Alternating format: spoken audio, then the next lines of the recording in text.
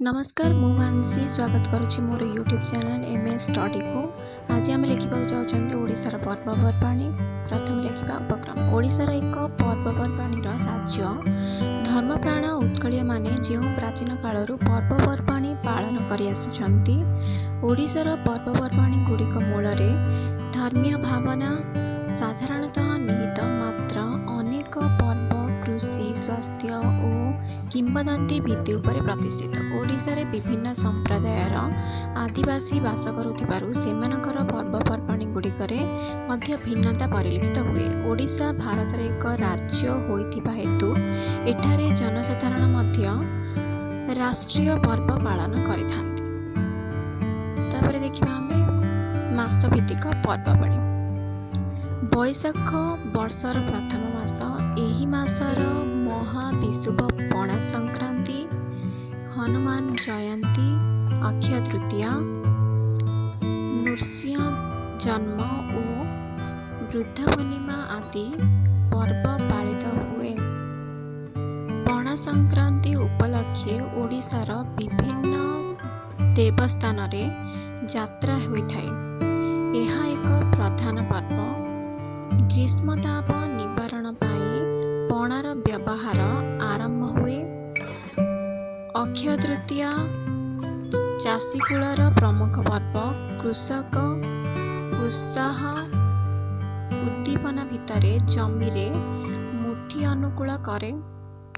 कृषिर आरंभ एही दिन ठारू हुए।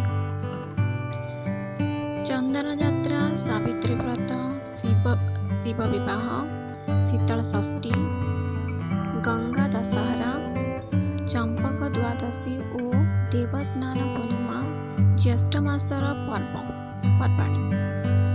ओडिशार सर्वत्र एही पर्वगुड़िक जनसाधारण पालन करिथांती।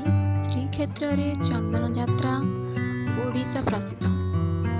सावित्री व्रत रे नारी मानकर पतिव्रत प्रकटित।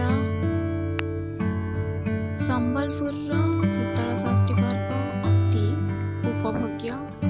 ओडिशार पुरपल्ली को आमंदित करुथिबा पर्वटी रज। एहाकू 3 दिन धरी पल्लीवासी महा खुशी रे पालन करिथांती। ज्येष्ठ अथवा आषाढ़ रे रज पर्व पड़े। महाप्रभु जगन्नाथंकर रथयात्रा आषाढ़ मासरे सारा देश रे पालित हुए। एही उत्सव देखिबा पाई अगणित यात्री पुरी रे समवेत हुआंती। बाहुड़ा, रथयात्रा और व्यास पूर्णिमा ए मासर अन्य दुईटी आकर्षणीय उत्सव। चित्तलागी अमावास्या, झुलण यात्रा, गम्मा पर्व और राखी बंधन उत्सव श्रावण मास को मुखरित करे। गम्मा पर्व रे गो पूजा अनुष्ठित हुए। देवदेवींकर झुलण उत्सव अत्यंत उपभोग्य।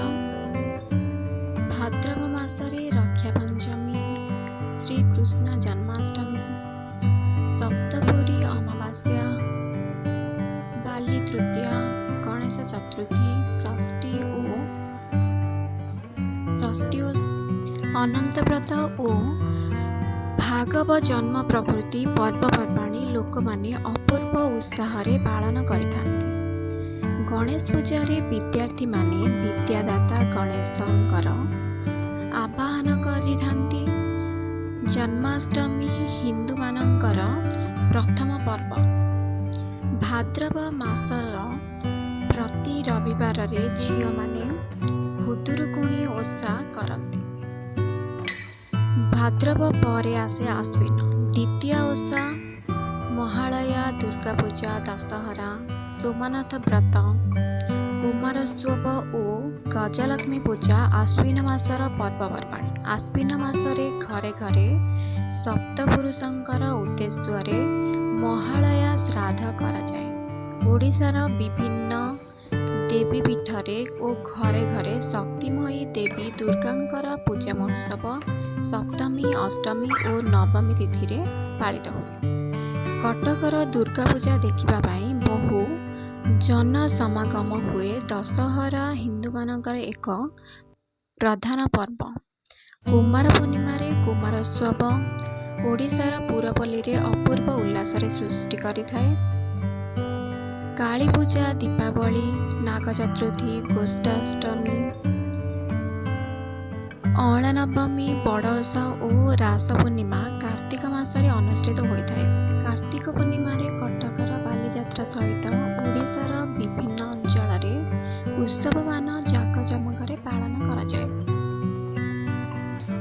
सरिता सरोवर और सागर रे जनसाधारण पूर्णमी प्रभातरु कदली पहुंगार डंगा भसांती। कार्तिक होउछि एक पवित्र मास।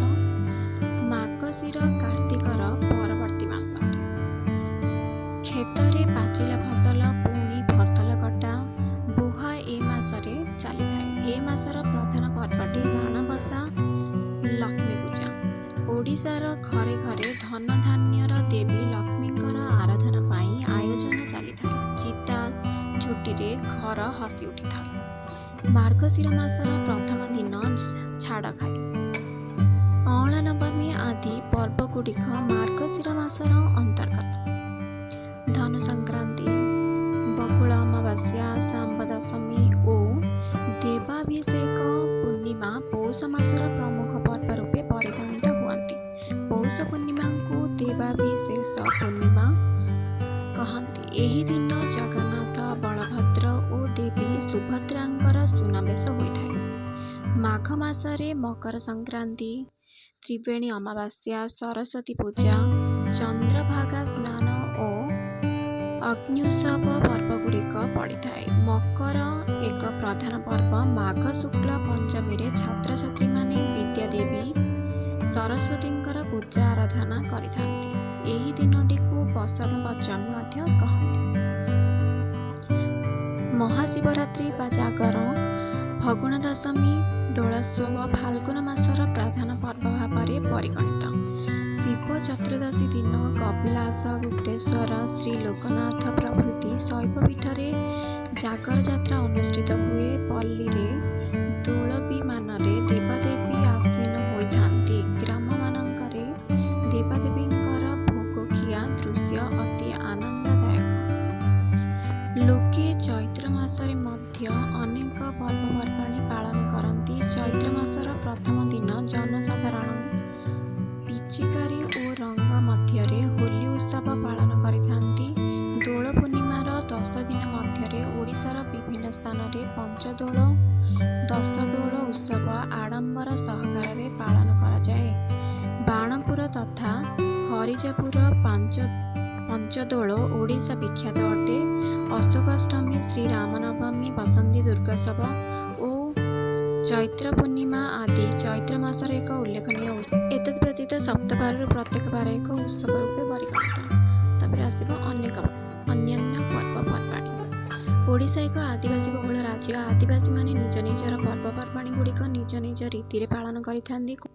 करमा आदिवासी मानकर एक प्रधान पर्व। मुसलमान संप्रदाय इदजुहा, महरम आदि पर्व पालन करिथांती। ख्रीष्टियान मानकर बड़ दिन एक जनाशुना उत्सव।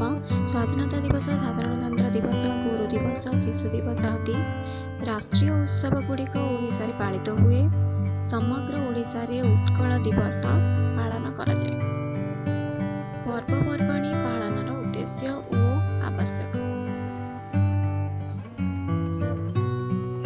ओडिशा रे पालित पर्वपर्वाणी गुड़िक मूलरे धर्मीय भावना मुख्यतः रही। विभिन्न देवादेवी को केंद्र करी अनेक पर्वपर्वाणी सृष्ट। धर्मार्जन और पवित्र जीवन यापन पर्व पालनर उद्देश्य। आचार विचार और सांस्कृतिक चिंताधारा पर्वपर्वाणी सहित संश्लिष्ट। ओडिशा एक कृषि प्रधान राज्य। एणु कृषि सहित पर्वपर्वाणी गुड़िक संबंधित। एक सुस्थ समाज गठन ପାଇଁ पर्वपर्वाणीर आवश्यकता रहिछि। बंधुत्व ओ भातृत्वर सृष्टि तथा विकास पर्वपर्वाणी पालनर अन्यतम उद्देश्य। पर्वपर्वाणी आनंद दानरे मध्य सहायक अटंती। उपसंहार। पर्वपर्वाणी जीवन उपरे बहु प्रभाव पकाई थांती। सामाजिक जीवन को मधुमय करिबारे एहार भूमिका गुरुत्वपूर्ण। बेले बेले पर्वपर्वाणी गुड़िकर पालन मौलिक लक्ष्यरू दूरे जाए। एहा अनुचित विशृंखला और सांप्रदायिकता दूरे जाई समता